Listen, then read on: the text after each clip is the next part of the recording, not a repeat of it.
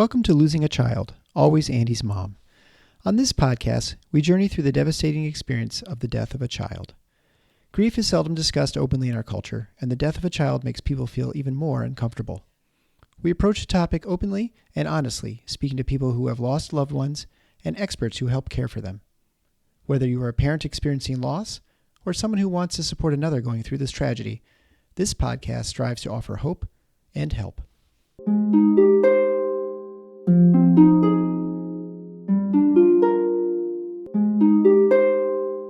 Welcome to episode 92 of Losing a Child, Always Andy's Mom.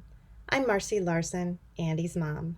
Today I had the privilege to talk with Demetra, Eleni's mom.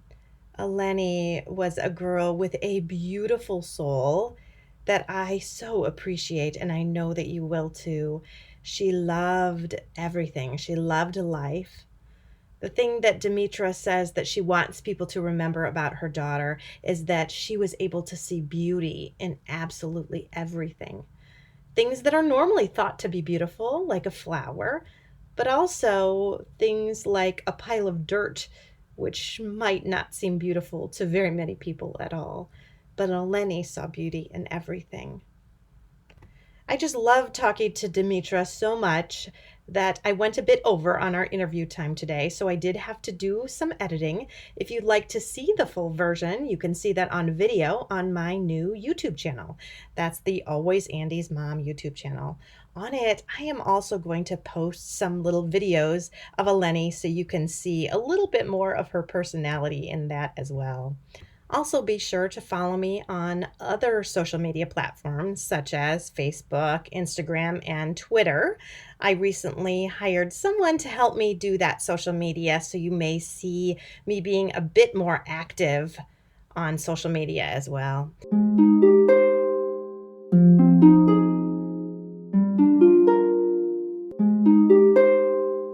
Well, thank you so much for coming to the show, Demetra. I am really excited to talk to you about Eleni today. Thank you so much, Marcy. I'm very excited to talk to you as well and share our story. Well, I feel like it's worth mentioning how you came to be on the podcast today, because I think it's kind of funny. And like I said to you a few minutes ago, a little bit backwards. So why don't you go ahead and tell that at the very beginning? During my grief group that I do with sick kids, in Toronto, which we've had a few guests on, Sick Kids Toronto. An amazing hospital in Toronto here. Through my grief group, I did a parent had said something about your podcast, Marcy Larson's podcast. I needed something else to listen. Like, I like listening to things as well. So I was doing a little bit of reading, but then I started listening to your podcast. You know, I listened to it in the mornings, in the afternoons, anytime I could. I just loved every episode. And then from there, I had heard of a gentleman named Jerry, who was a guest on the show. Who was a guest on Marcy's show. And he had a daughter named Bella. So I heard his interview with you, Marcy. And then afterwards, he was just starting his own podcast as a little. Which I thought was really cool as well, because I said, oh my gosh, okay, like, let me give his podcast a try. And then, of course, Marcy was on his podcast as a guest one day.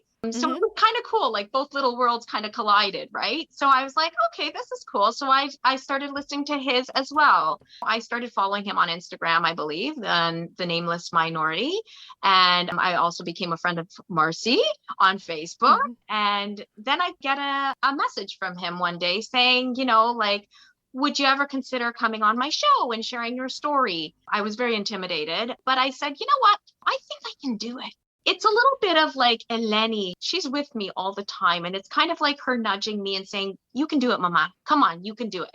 You know, so I'm doing things that are really out of my element. So now I'm on your show. Yeah. So what happened then? You went on the show and then you tagged me on Facebook to listen. Well, I figured we were friends, Marcy. Yeah. Then I listen and I'm like, what? And you started out on his show saying, well, I'm on your show because I listen to Marcy's. And I thought, yeah, but you never wrote to me to ask to be on my show. So I thought, this is a little backwards. But you know what? You're on Jerry's show first. It's all. But now I see. So he pushed you a little bit, and I didn't push you. So. No. Yes, he kind of sent me a little message on the side saying, you know, would you consider? And I was like, I think I can do it. And you did great. I don't know who that was. I was very proud of myself. We all get each other, right? Like that's what these podcasts are about. It's people getting each other, right? And speaking from the heart.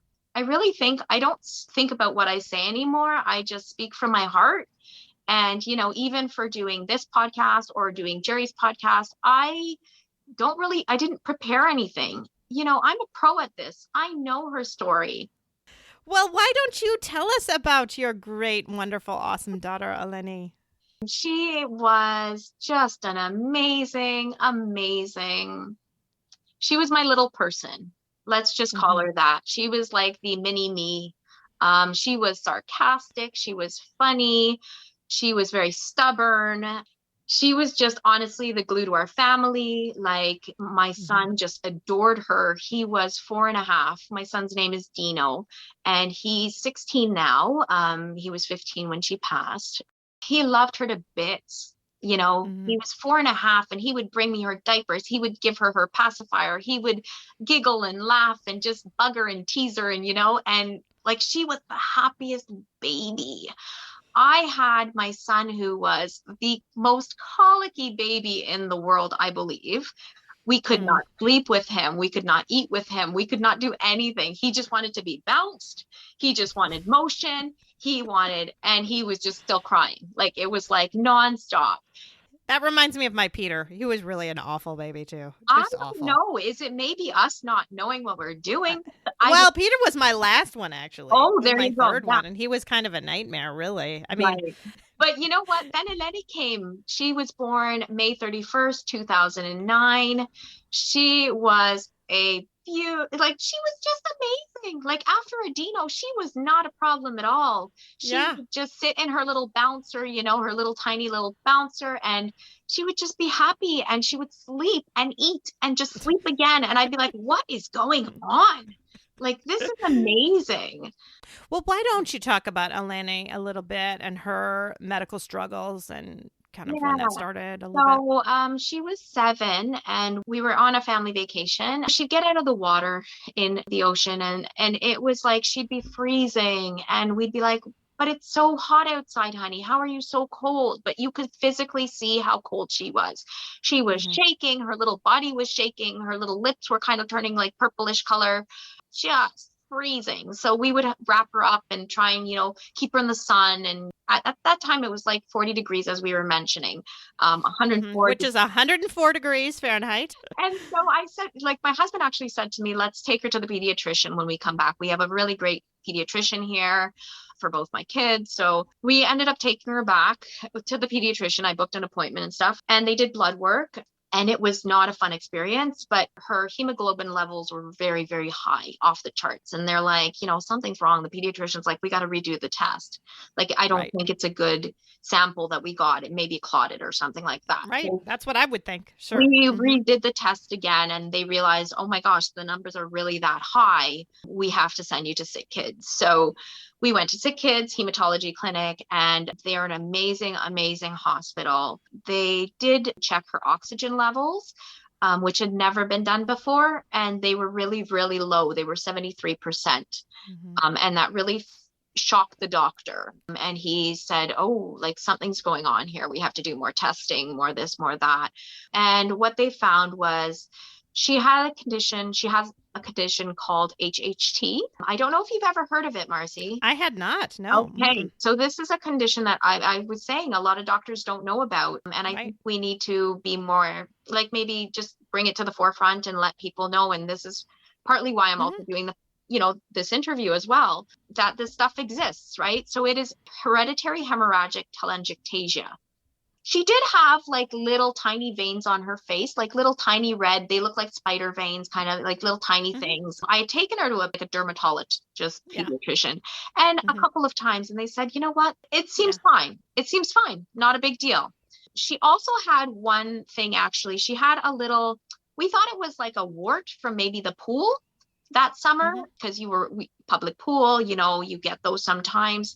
And that one time when she was, I would say, she was 3 years old when they called me at work. The daycare called me and said, oh my God, it's bleeding and it won't stop. So that was one thing looking back now, but Sure. I left work. I rushed to the pediatrician's office. But when I had gotten to the daycare, I saw all the blood on the ground, they were trying to tidy it up and towels and paper towels. And I think all of the daycare staff were ready to faint.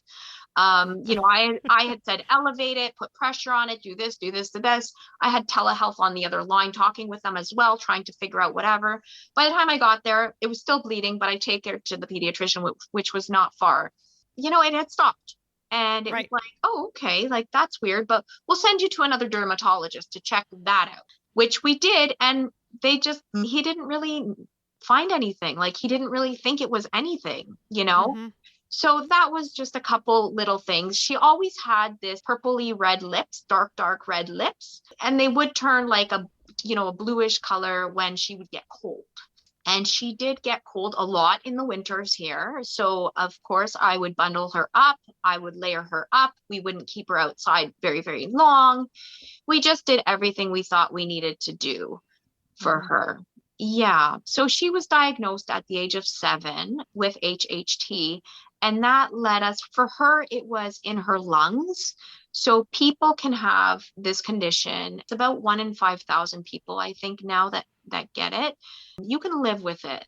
For her, it was in her lungs. So both her lungs were affected with arterial venous malformations. You can maybe describe it better. Yeah. So arterial venous malformations so normally your arteries come from your heart. You've got big arteries, and then they go to small arteries, and then they go to arterioles. Those are the smallest arteries. And then they go to your capillaries, and your capillaries are where, oxygen in the lungs is either like picked up or in the rest of the body is let go. So that's where the oxygen exchanges, and then they go up through venules and veins and then back up. And so in a lung, that should be the process that you go through all of those tiny little capillaries in the lungs, and that's where you pick up all the oxygen. And for her, if you have these AVMs, then it skips that part. So it goes straight. It's like a little shunt. So it goes straight from the artery to the vein. So now you've got this blood that was supposed to have picked up oxygen, and it just didn't. So it bypassed that, which is why her oxygen levels were low. And normally, if you or I had oxygen levels down into the 70s, we would look terrible. We would look awful. We would feel awful. We may not even be conscious. It would be awful. But when you live like that, you can get used to it. And what her body did is her body decided to make a ton more hemoglobin, a ton more red blood cells. So there were just loads of red blood cells, way more than normal, because the red blood cells are what pick up the oxygen. And so your body's thinking, well, if I just make a bunch of them, then even though a smaller percentage of them pick up the oxygen, we can still get oxygen to the body to function. Yeah. So that's kind of a little description as to the little bit of reasoning behind how that works. Mm-hmm. And so when they diagnosed her with that, we were more for like in the respiratory clinic at Sick Kids. We had our doctor, had our clinic, we would go there. They did have an actual HHT clinic in Sick Kids. Wow, that's amazing. Which is phenomenal. I actually went to a conference, an HHT conference, where her doctor actually spoke about children with HHT, which was amazing. And I learned a lot. It was a full day conference kind of thing. And I had my neighbor, Helen, who was a former nurse as well, a pediatric nurse. She honestly has been my lifesaver throughout this, because if I had a question, I could ask Helen. Eleni adored Helen. We'd go to her backyard, have like a garden little tea, or like Eleni even made her own little garden in Helen's garden, and Helen does not let anybody touch her garden. So you know how special this girl is and always will be.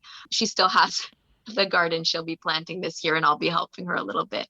So we were with Respiratory Clinic. From there, we looked at options. What could we do? One of the options was a lung transplant. That's what a double lung transplant is, what they had brought up as a option. My heart sank. Yeah, that's scary. And I haven't really talked to anybody about this. It's not something I bring up, but my heart couldn't handle that. But you know what? In the end, I kind of said to myself, it's not up to me. It's kind of up to her. So I would never tell her what exactly everything entails, but she was a very smart girl. She was very, very smart. And she would ask the questions and she knew what to ask. And one day we're laying in bed and I didn't even think about it. But I said to her, honey, what if, I could tell you, we could give you like a new set of lungs? Like, what if I told you that? And she goes, no, mama. She's like, I don't want to switch my lungs. I love my lungs. They're my lungs. They're part of me. She's like, and I went, that is kind of a perfect Eleni answer. And I said, I don't think that's the right way to do it. For us, I said, I don't, my heart was telling me like, that's not really, because it's a long process. It's not just you get the lungs, the transplant, and, there's the waiting list. There's the process of it. There's the going back into the hospital all the time, a lot more stuff happening to you afterwards. And when I heard the actual, I said, what's the prognosis like? And it was not very good to me. It didn't sound great for me. For our situation, because he said, after 5 years, about 50% survive. And I went, what? This isn't even a long-term solution. This is and it kind of went down from there. After 6 years, 40%. After, I'm not sure if I got the numbers correct, but it just was like, oh my God, no, I can't put her body through that. And I can't put her through that. And she made that decision. So I said, what else can we do? So the doctors decided on embolization procedures. It's a procedure under X-ray through image-guided therapy. And they go in through the groin, a little vein, and go into the lungs and try to put these platinum coils to kind of keep the oxygen where it's supposed to go instead of dispersing into the lungs. But because she had a lot of AVMs, they had to do it in like a couple steps. They could not do it all together because of your body being under X-ray for so long. It's not so good, and anesthesia so long, right? So we did try that. We did that 2016, December, and then we did another one in March, and then in May. It didn't help all that much. It helped a little bit at first. The doctors kept monitoring her. We kept going into clinic, just checkups and this and that. From there, she started using oxygen therapy as well. They kind of said, can she put it on at night? Or can she use a little bit, during the day when she's sitting watching TV or something? Not all the time, just when you can. So we started... Right. So her body doesn't have to work quite so hard.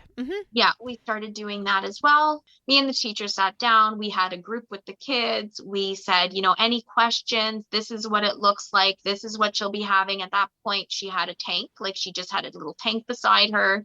She wasn't using too much. She was wearing the little the little mask.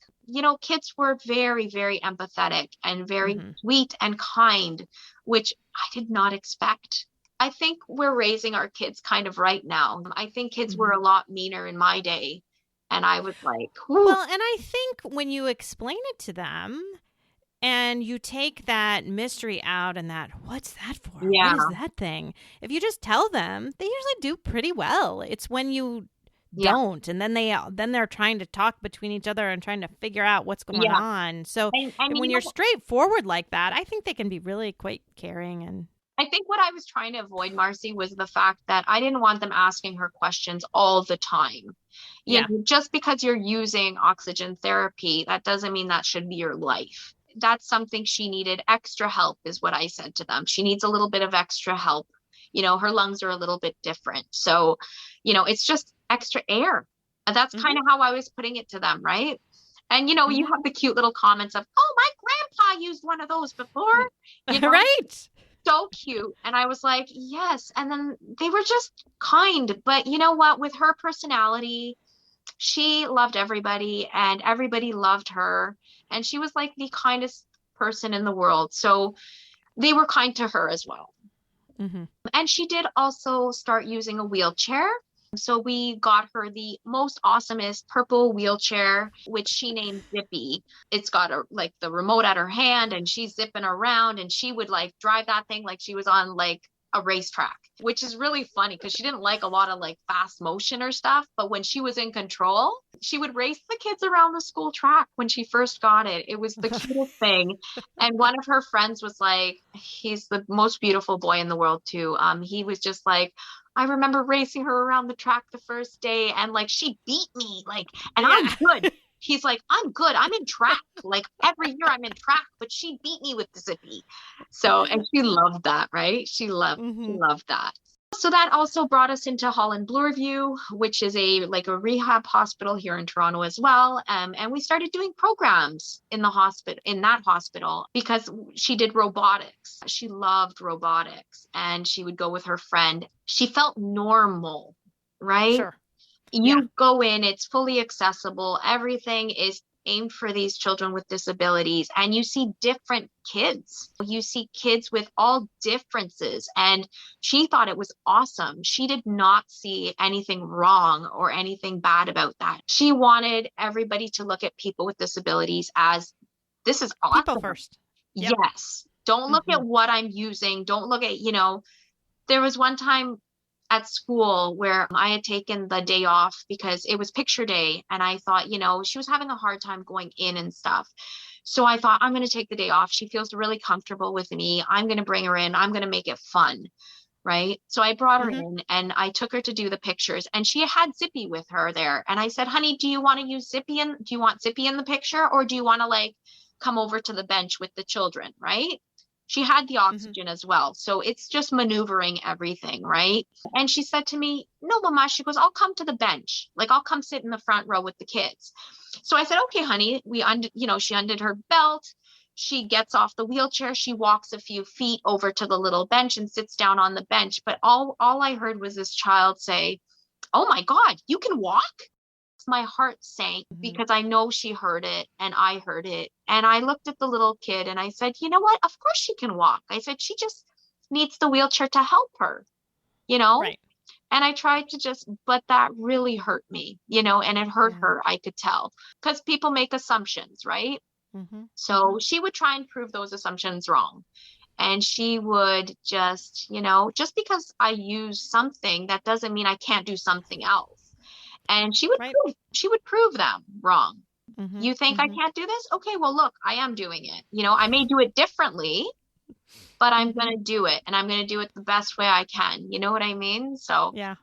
But having a wheelchair did make life a little bit more difficult for us. It made it easier and a little bit more difficult as well, because you're navigating a world that is not the same as your world before. When you don't use a wheelchair, or you don't have a child who uses a wheelchair, you don't think about steps and how are you going to get up the steps, or can the wheelchair fit in the doorway, or because this thing was 350 pounds, right? It was not light. So yeah, we ended up getting an accessible van, which I worked really hard for, because I said, she needs this. We need this. It will make our life easier. Starlight Foundation here had rented us a van for her wish trip to drive down to Florida to Disneyland. And we realized, oh my God, the difference having a accessible van made in your life. She could just drive it right in. It was fantastic. And she had her Zippy with her. We fought hard to get a van, and I did all the paperwork, which is just a ridiculous amount of paperwork for all the different March of Dimes, Easter seals. There was a Holland Bloorview family fund. We also started a little GoFundMe page, and all our friends helped out because they knew she needed this. It is a big process. I'm helping work on that with a family right now in my office, and it's so hard. Yeah. Yeah. I have a friend as well who's looking into a van right now for her son. And I said, I will help you in any way possible. I got really lucky and I was able to get all the funding that I had applied for. But you have to really prove it. And I think for us, the big proof was the oxygen. And that helped me for the funding, because I said, I already had TTC, wheelchair accessible, a support person pass and everything. But I was like, she can't be outside waiting in the cold. She's got this condition, and her oxygen levels literally drop like crazy if she's out in the cold. You have to time it, right? If you're using oxygen, you're using tanks. How many tanks can you possibly bring with you, right? If you're going just holding them. You know what I mean? So it was quite the process. But last April, we were able to get our van, accessible van, which she named Vanita. So I love her names. She has great names. She's so clever. Like she had that little wit to her, right? Her little tablet, her iPad was called Tabby the tablet. Yeah, just an amazing kid. But so we got the van, and sadly we weren't able to do as many trips as we'd like to have done. Sure, because of the pandemic too. Yeah. And then what happened there when you got afterwards, kind of towards the end then? I'll go to October 2019. She had a baby molar tooth that was wiggly for a couple of days. It started bleeding and it kind of wouldn't stop. Like we were like, what is going on with this tooth? Like, you know, she'd never lost a baby molar tooth before, but it was just kind of clinging on, you know, and it was bleeding on and off, on and off. She was trying to drink water, it would start bleeding. She was trying to nibble on some food, it would start bleeding. So she kind of was really like, she was scared to eat a little bit. She was scared to drink anything, you know, anything kind of set it off. It was a Friday afternoon and I had told her we can go to her friend's house, which is our my friend's daughter. And that was a little ways away, like 45 minutes. And because of her tooth, I said, honey, let's not go today. I said, you know, we can do it another day. I said, look, your tooth and this and that and whatever. And she said, Mama, when's it going to stop? And I said, honey, I'm hoping that when it comes out, it should stop. Like I literally thought it would stop. So what did she do? It was just barely hanging on and she actually pulled it out, which she would never have done that, but she wanted to go to her friend's house so badly that she's like, I'm just going to get rid of this problem. You know what I mean? Right. So Mom thinks it'll stop if it comes out. Let's take it out. Yeah. She did. We put some gauze on it. She held on to it. We're driving I said, honey, you don't want to stay home? Nope, let's go. So I said, okay, so we're driving along and stuff, traffic and this and that, and it starts bleeding again. And I literally, like, I saw an ambulance driver just pull, like, on the side at a gas station, and I pulled up beside him and I said, look, do you have something that would stop this? Because it's like been nonstop and I don't know why it's still bleeding. He gave me a bunch of gauze, really nice guy. He was eating his lunch. I disturbed his lunch, and he gave me all this gauze and stuff. And I was on my way again, right? And I'm like, honey, shall we just go home? Nope. Let's go. I took out my tooth. Let's go. So we go to her friend's place and she was just tired. She just wanted to watch a movie. It had been 2 days nonstop with this stupid tooth, right? So that night we come home and she fell asleep in my arm. Like she kind of fell asleep with me on the couch because we were scared with this. If it started again, it would go all over. So it actually started again, middle of the night, like 2:00 in the morning. And she kind of like fainted in my arms. She was exhausted and she had lost the blood and she just fainted in my arms. And I quickly called 911 and the ambulance came and checked her out. By this point, she seemed okay, but we said we got to go to the hospital. We brought her to the hospital and I'd never seen so many doctors run so fast. Which she was okay at this point. You know, they were giving her extra oxygen and stuff, but I had never really seen all that before. She had gone into like a hemorrhagic shock. Her little body couldn't handle all the oxygen, like all the blood that she had lost. And I think all the oxygen that she wasn't getting. Well, she was used to living with a lot of blood. Yeah. You know, and so she loses some. She doesn't have a lot of reserve, you know, because the lungs just don't work like they should. So I can see her reserve would be low. Yeah. So we were in, they put us in ICU, which I was like, what? ICU? Like what? For a tooth. Yeah. Like baby molar tooth. How did this happen? She's going to have more in the future. Like, what am I going to do? So we're in ICU for about a week, in which we met the PACT team. They are the pediatric advanced care team at Sick Kids, and they are phenomenal. They were beautiful. They said, we'd love to have a meeting with you and your husband and find out about Eleni. What does she like? What does she want to do? What is her goal? I said, she loves art. She loves drawing. They said, we'll bring the art therapist. They said, what about massage therapy? I'm like, oh my gosh, she would love a massage. I'm sure. Let's give it a shot. Right. So she had her massage therapist, Shannon, who she absolutely adored. Music therapy. Eleni loves music. She loves music, so much so that we would have like Sunday karaoke nights with my friend Jane, and they would sing Taylor Swift, and they would sing Selena Gomez songs, and Shawn Mendes was her favorite. When she had heard that Shawn Mendes came to Sick Kids Hospital and she missed it, oh, she was so upset, I tell you. And she was mad at the child life specialist there because she's like, you got to meet him and you never told me. She's like, honey, this was back in the day. Like, this wasn't even when he was famous. And I said, and then Eleni was just like, no, that's not fair. You should have told me. So she got some of his swag and stuff from the psychosocial counselor, and it made Eleni happy because she felt, this is a part of Shawn Mendes. Like, he touched it, Oh, that's funny. But yeah, that was a 3.5-week stay at Sick Kids, which we had never done before. We were used to going into clinic and coming out same day. So that was a shocker. We were in respiratory for the 2.5 weeks, but in ICU for the 1 week. But I just wanted to get out of the ICU. I'm like, we don't belong here. I was so confused.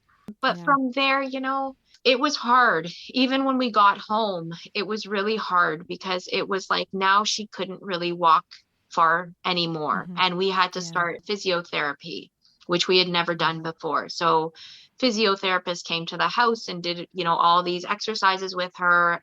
And then she would have music therapy from the PAC team and massage therapy and art therapy come actually to the house, and counselors come to the house, and she loved it.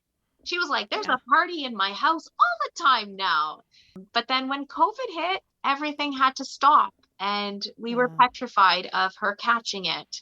My son, I had to pull him out of school. He was in grade 9 at the time.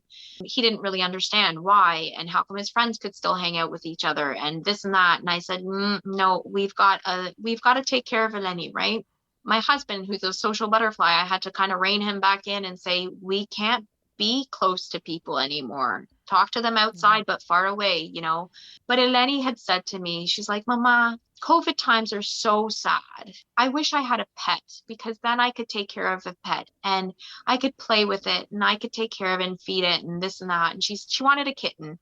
So we ended up in July, we ended up in the hospital again for a second big long stay.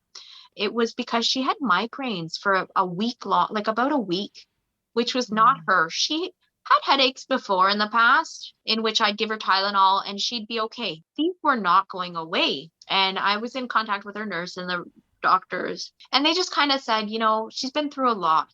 I didn't really know what to do, right? But after about this long, I don't know, something's up, right? So we went to the hospital. That was our last stay, and we were there for 2.5 months. There they found out why she had headaches. When they did the CT scan, they found that an infection had gone through her lungs and it wasn't filtered, and it went to her brain. So she had 3 infections. And from there, they wanted to rush her to surgery for a brain drainage surgery to stop the swelling and then they started antibiotics and everything, but we didn't know what to do. And it was kind of like that was our only option at the moment. And, that's what they had to do for these cases. But then when the anesthesiologist came in our room, I had signed the paperwork that they were getting the OR prepped. And I had talked to the anesthesiologist, and he said, because her oxygen levels are so low, if I take her in and put her under sedation, I don't think I'll be able to wake her up. I was like, pardon me? Like, what? Both me and my husband were like, there's no way we can do this. We cannot risk this. So we backed out of the surgery and we said, listen, what else can we do? And they said, well, we could pretty much do antibiotics and steroids for the swelling to reduce the inflammation and stuff.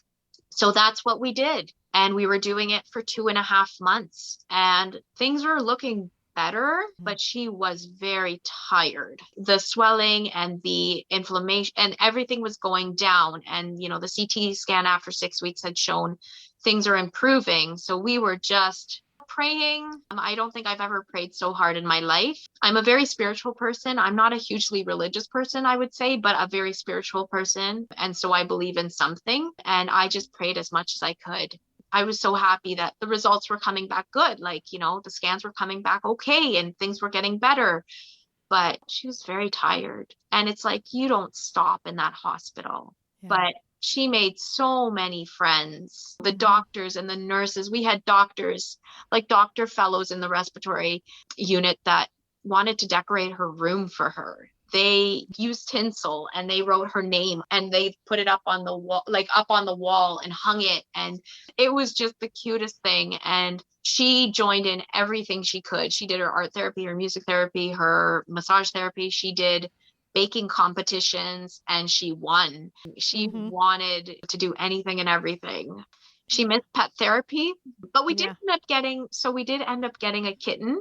And my friend actually gave me a kitten, and his name is Heavenly, and my son named his middle name Artyom.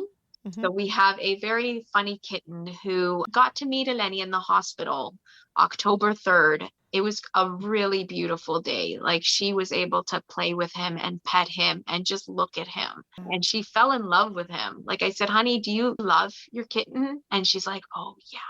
This was after 2 minutes of meeting him. Like, she just loved him. And that was all thanks to the PAC team, who fought really hard to get her kitten into the hospital during COVID times, because they weren't allowing any of that. They weren't allowing any pet therapy or anything. So I was petrified this kitten was going to escape from the room and just go running down the hall, and I'd be like running like a mad woman after it. But thank God that didn't happen. But I'm very glad she got to meet Heavenly. That's awesome. For about like a week or something before she had passed, she was saying, you know, her little chest was hurting her a little bit. Like, she didn't really know. We didn't really know what it was.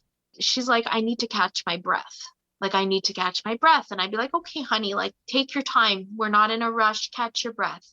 It just seemed like she was winded a little bit at times, not during the whole time, just at times. And I had talked to the doctors about, and I said, is it part of the medication? Like, and they were frantically trying to figure out, was it a side effect? What can we reduce? What can we do? What can we whatever? And they were on it, but it was Thanksgiving weekend that weekend. So we were going to touch base with them on Tuesday. Thanksgiving was on Monday. When is your Thanksgiving again? It's different than here in the US. It was October 12th. Yes. Last year. So, you know, the hospital supplied us with like a beautiful luncheon. My husband went down with my son, and we were able to have like, you know, a turkey dinner with mashed potatoes. And Eleni loves mashed potatoes.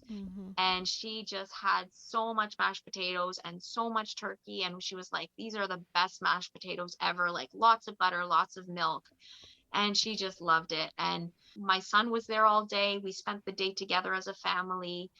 I had cut my husband's hair because he had crazy COVID hair. So I asked my son to bring in the shaver, and I just shaved his head and cut his hair off.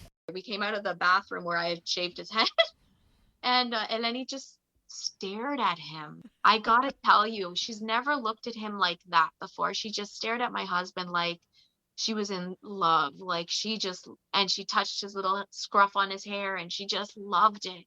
And I was like, that's so beautiful. And I noticed her looking at him for that long.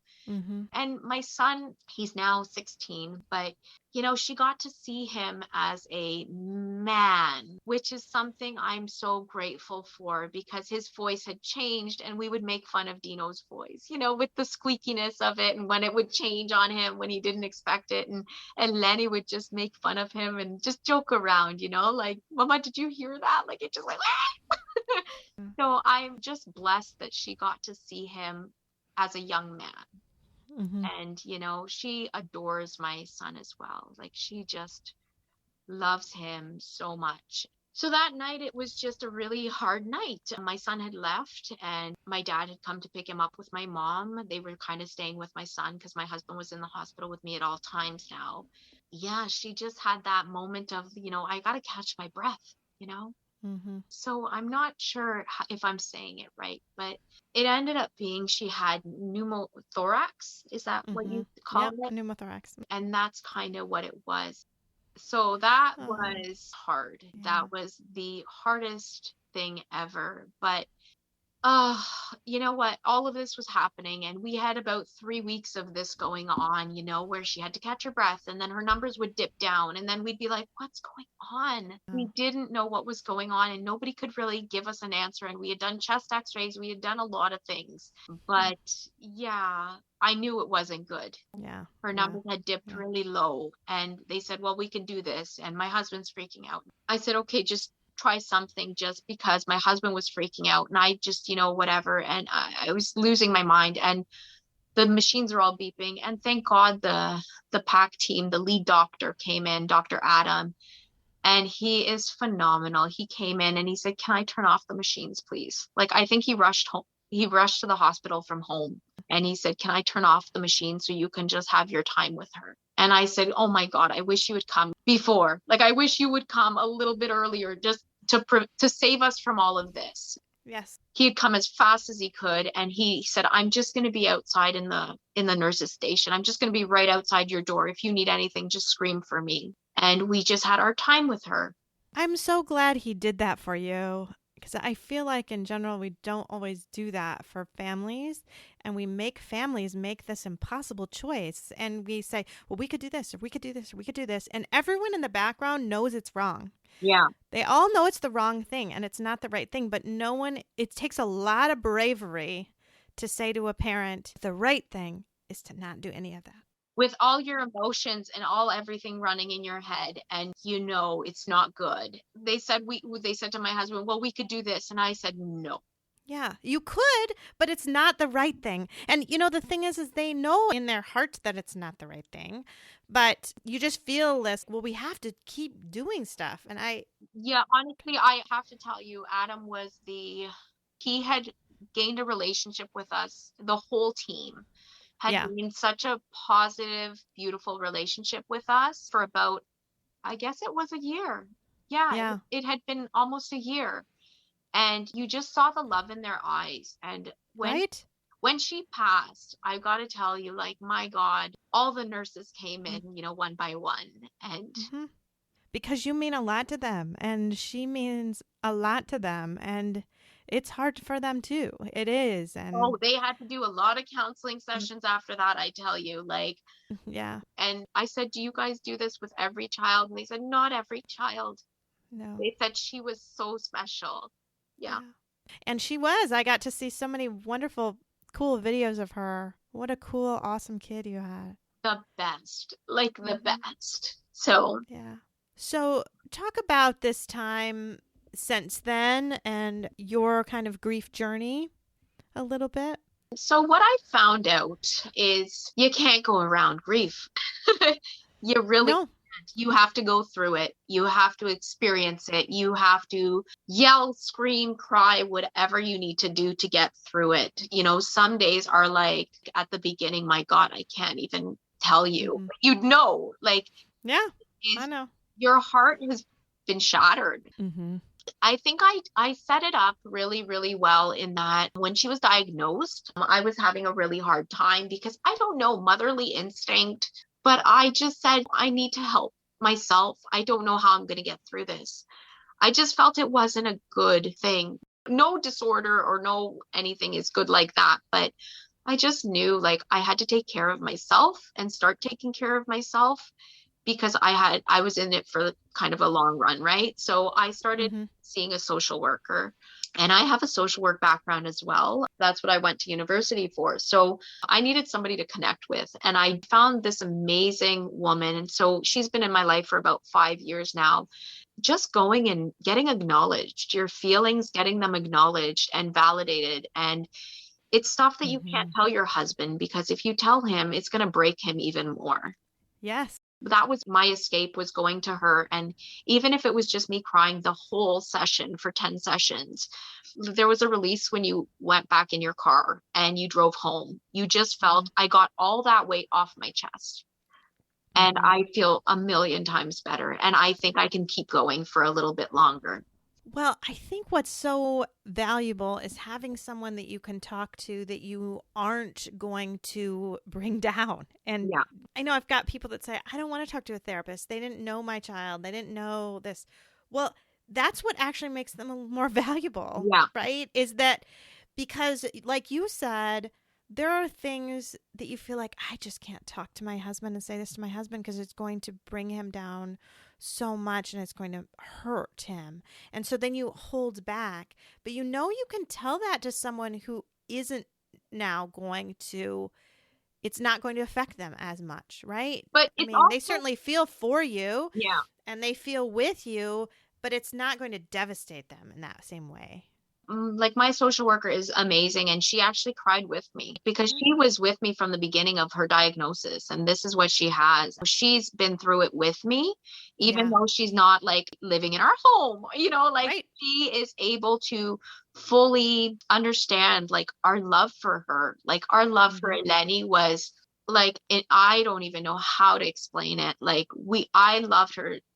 I don't know. It's just, she was such a beautiful little child, right? And you don't want anything bad to happen to them. And your heart breaks for them. And, everything that she had to go through, every poke, every test, every MRI, every CT scan, because she was scared. The Hospital for Sick Kids does an amazing job. They have child life specialists, which are specialized in helping children through these things, through tests, through pokes, through anything their child may be scared of. They have a YouTube station that they have where these kids actually do videos with Herman, who's a talking hand. And Eleni was able to do that when she was 7. It empowers these children and it gives them, you can do this kind of thing, right? And so they do like play therapy with them.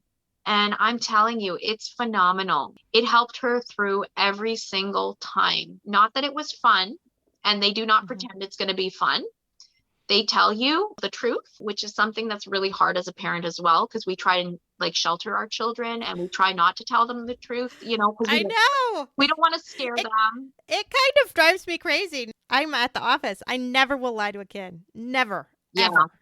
Yeah. When I'm going to freeze a ward off, they're going to ask me if it's going to hurt. And the parents will say, no, it's not going to hurt. And I'll say, it's going to hurt, but I know you're tough, so I know you can do it. Yeah. So that's what I do is like, yes, but I know you. Yeah. And you're a tough kid.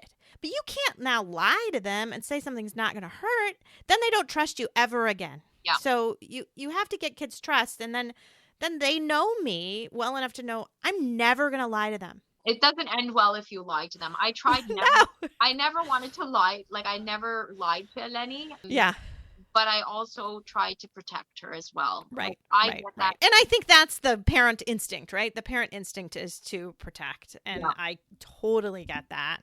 But I always feel like the better thing to do is to build them up. Is to say, I know you can do this. Yeah. And I, one thing that you haven't mentioned is all of Eleni's beads that she had. And you sent me this great picture of the beads. And I think that's a cool kind of thing that they did. It is amazing. It's from the Women's Auxiliary that these ladies started this program with bravery beads. And there is a list. There's actually like a list of what each bead represents. One is for a poke. One is for a CT scan. One is for a test. One is for... There's all different ones, going into surgery, coming out of surgery, admission, ICU, all that stuff has a certain bead. So each bead represents what the child had to do to earn their bravery bead. There's a child life specialist bead. They start off with like a necklace with like their name, little beads with their name. And then you get these beads. And Eleni was always advocating for her beads. And she said, hey, wait a second, that nurse didn't give me my bead for that. I earned it. Yeah. Tell her to come back. I just think it's awesome. She has, I can't count them because I know what each bead represents. So I cannot count them yet, but I believe she's up to over 600, I'm sure. And these children go through a lot. Eleni didn't have many hospital visit stays. She was always at home with us, always like that. But they accumulate these beads because they work hard for them. And every time a child goes into the hospital, they have like a million things to do, right? Right. Which is not fun, but they kept her going. And every parent, every friend that I've met that has a child that goes to sick kids, or if their, little niece or nephew goes to sick kids, I say, get your beads. Don't forget to get those bravery beads. My friend's little cousin's daughter, I guess, went in for heart surgery, and this little child is a baby. She was like not even one, I think, when she did her surgery. And I said, start her bead set, because you know what? She'll have that forever. That means she was brave. She was strong, and Eleni would wear her beads. We do a sick kids walk. We have a sick kids walk. It's called Sick Kids Get Loud. And we have our team, Eleni's Warriors, which started off as my husband, myself, my son, and Eleni. I had signed us all up to do this 5-kilometer walk. And it grew. Our group has grown now to about 20 people. So friends of our friends and her friends and everybody. And we do this walk and we love it. There's like a festival at the end with music and, food and whatever. And Eleni couldn't wait for these walks. They're done end of September. And she wore her beads. But I remember our first walk that we did, we turned around and there was a baby in a little, like a pouch, like a little baby born pouch. And Eleni looked behind and she's like, oh my God, Mama, look at that baby. Look at his bravery beads around his neck. I'm telling you, it was like maybe 5-6 times around his little neck, right? And she goes to me, look how brave he is. And he's so tiny. And I said, he is really brave, honey. And, but at that point, she didn't have many. She was only 7 and she maybe had 1 strand of beads. But now she's collected over like maybe 12 strands of beads, right? And they're just very special. And actually, I had them in her casket when we did the funeral, because I had them kind of dangling along, because I said, this is what she was and what she is, this strong little girl, And I had her music therapist play music, like the songs that we used to sing together when it was the visitation time. I'm telling you, it was the most beautiful thing. And, everybody kept saying to me, I think it's the numbness of everything. You're in shock. You're numb. People look at you and they say, she's so strong. How is she so strong? And it's like, this is not strength, but it is just, you are in shock and you've been through a traumatic event to the most wonderful person, in your life. This is your child. You're just in shock. It doesn't mean you're strong. You're just doing what you have to do because there's no other option. Exactly right. Right? Exactly right. There is no option. So when people say, I don't know how you do it, it's like, I don't know either, but I don't have a choice. There's no and you wouldn't either. So, you just keep going. You just keep going. But I think the hard thing, like going back to work, because I've been back to work now maybe a few months. I work in the school board, as I was mentioning, but I work with kids with disabilities as well. Did you before too? I did. Or was this... Yeah, I've been at the school for about 8-9 years now. I started actually with a school board because Eleni started kindergarten back in 2013, and I just couldn't let her go by herself. I just was one of those parents who just started off doing, lunchtime with the kindies, with my own little class. And it ended up being like, this is what I ended up doing. Right. But I went back to work like a few months ago, and it's hard. I got to say it's hard. And I didn't know why it was so hard. And I said, oh my God, it's because I'm pretending. I'm pretending to be the same person I was before. And I'm not that person anymore. I was the happy, bubbly person. And I've gone back to work and I'm trying to pretend to be that person still. People see me. And then I feel like I'm kind of like, I'm doing something wrong because I'm like, I'm not giving her respect in this way because I'm pretending to be happy. So you've got a lot of guilt and you're mad at yourself and you're not really sure how to function again, right? It's just, your world is turned upside down, and it's... Yeah, that is just so normal. I have to tell you, that's so normal to have these feelings of just going back and forth in your head. I want to act happy because I don't like the look, right? The look that you get from people, that I feel sorry for you, that your child is dead look. So you don't want that. Yeah. So then you're like, okay, I need to turn on the happy, and I need to be happy so I don't get that look. But then you think, wait, now they're looking at me and they think I'm okay. And I'm really Yeah. not okay. I'm a mess. I'm a disaster. And I'm really sad because Eleni is dead and my life is never going to be the same. So now you're feeling like, oh, now should I really be putting on that fake? So you're really no win. I mean, honestly, it's kind of a no win type of situation when you're in that. And I feel like I've been there. I've been that person on this. How do I act? How do I do this? And I think over time you start to realize that you need to be your genuine self. It's just having to be okay with people seeing you sad and trying to also, because people will say things and then you will tear up and you will get sad and then they will apologize. And I think to tell them, don't apologize, and to say, you know what? The tears are always right here. And you may see me, look at me smiling, but the tears are always right here. So you're not going to make me sad. What you may do is you may unmask what I'm really feeling, and that's okay. And that's okay. And I need to have you be okay seeing me get emotional at times, Well, I've had our principal went on an early mat leave, and we have this new gentleman who's a retired principal, and he's come on board, and he is awesome. Uh-huh. He is absolutely awesome. And, I kind of shared a little bit of my story with him just one morning. He's very welcoming. He's like, come on in my office, Demetra, come on in, right? He's just welcoming like that. And he shared some of his life, something that had happened to him. And we're in tears. Like, it's not even 8:00, 8:10 in the morning. And I'm like, oh my God, I got to stop. He's giving me Kleenex and stuff.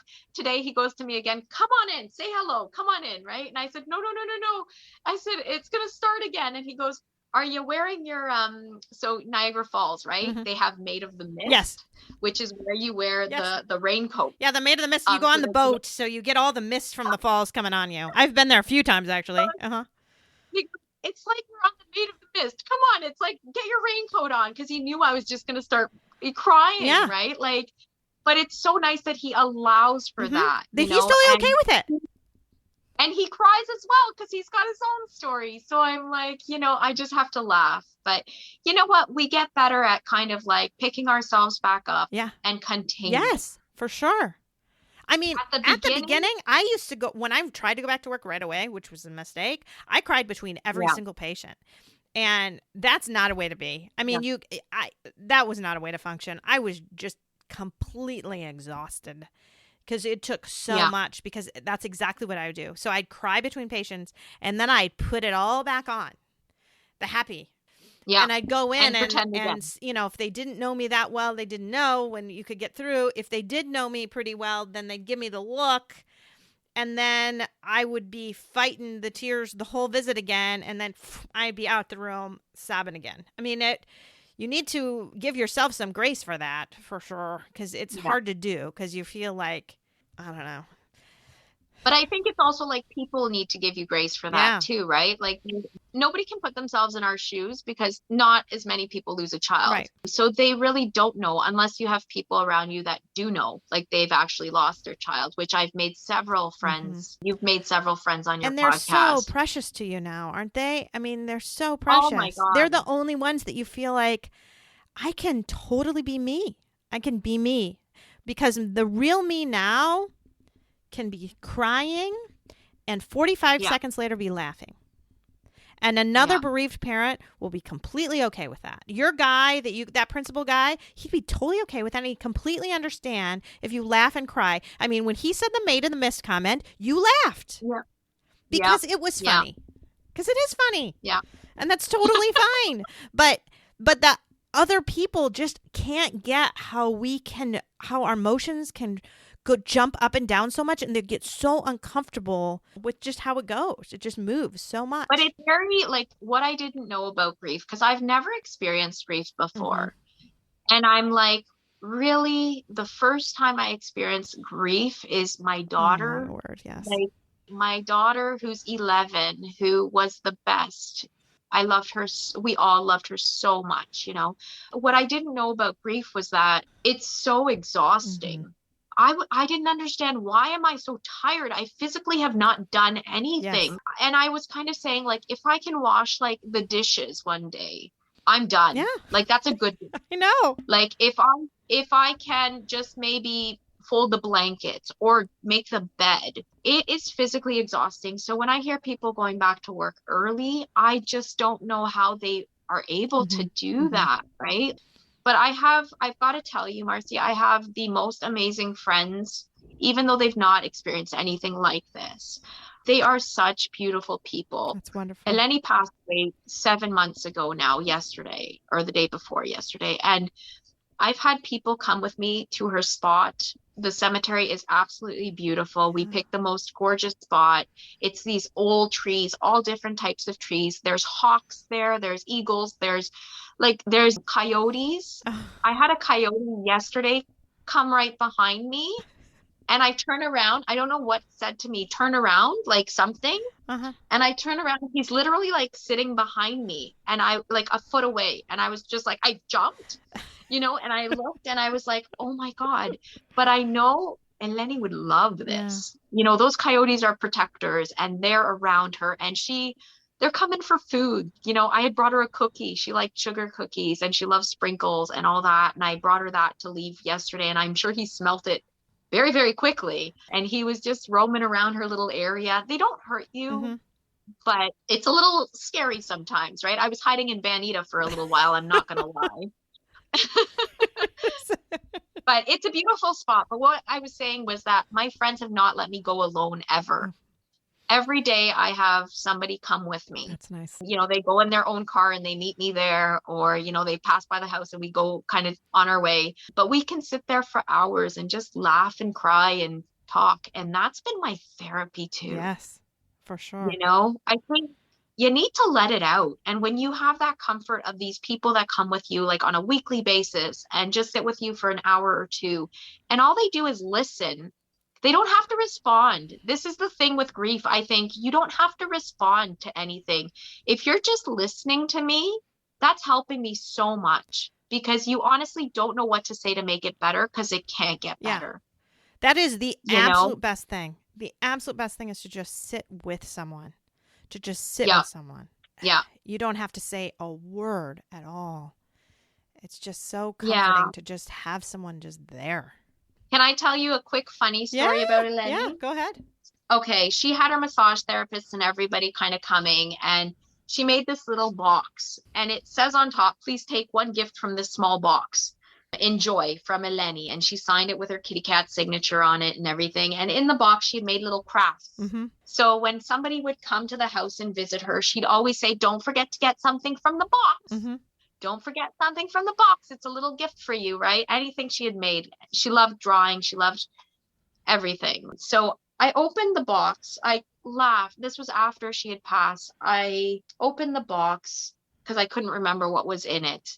And she had asked me at one point, when she wasn't, after the ICU visit, she wasn't able to walk as easily. So she used her hands a lot. She wanted to do things with her hands. She would take a toothbrush. She would brush dirty shoes. She wanted to clean those shoes with some Blue Dawn liquid detergent and dish detergent, and she would just wash it up and stuff. And she'd take my friend's shoes and clean those up too. Very funny little kid, right? She just enjoyed she wanted to feel productive. Yes. She really wanted to feel productive. So she knew she couldn't run around and do stuff, so she had to use her hands. I was thinking of Thomas the Train being a useful little engine. Yes. She would bake. She learned how to bake doggy treats, homemade doggy treats. And our friends have a cafe here in Toronto, and they said, why don't I just dropped them off for their doggy one day, with her little, in a Ziploc baggie, and the doggy loved them, went crazy for them. And they said, have her make some more and we'll sell them at the cafe. So she started earning a paycheck. Oh, fun. And one funny thing is, my pediatrician's secretary, who I'm friends with, she said, look what somebody brought for my doggy. It was his birthday the other day. And she showed me like the bag and sent me a picture of the bag with Eleni's treats. And I'm like, what? Like, you got Eleni's treats?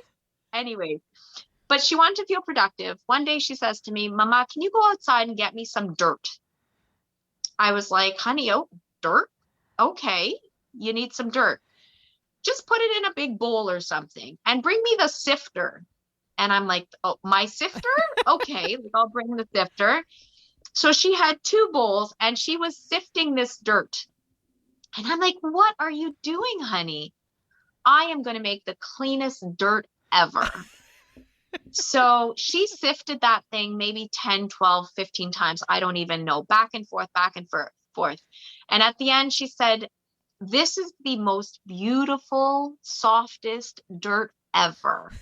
She's like, touch it, Mama. You have to touch it. So I touched it and I'm like, holy man, it was so fine. Yeah. It was kind of like sand. Mm-hmm. So we kept her little jar of dirt, which I found in that little container that she had. And she made little things. She made anything beautiful. Yeah. I looked at that jar when I found it in that little container that she had. And I said, oh my God, I started laughing. And I said, that is the cleanest jar of dirt ever. Yeah. And I just had to smile because she saw beauty in everything. And that's what I want, people to remember of her, right? Like just anything can be beautiful. And I think now I see beauty in so many little things that I never saw before. Even flowers. I'd never stop and look at a flower, look at how beautiful the inside is. Look at how symmetrical it is, right? Look at I think we need to slow down and appreciate those kind of things, right? Because you don't know when it's going to be gone or when things are going to change in your life and your whole world is different. Well, thank you so much for sharing, Eleni. She was a beautiful soul, is a beautiful soul. Thank you. She still is. Thank you so much, Marcy.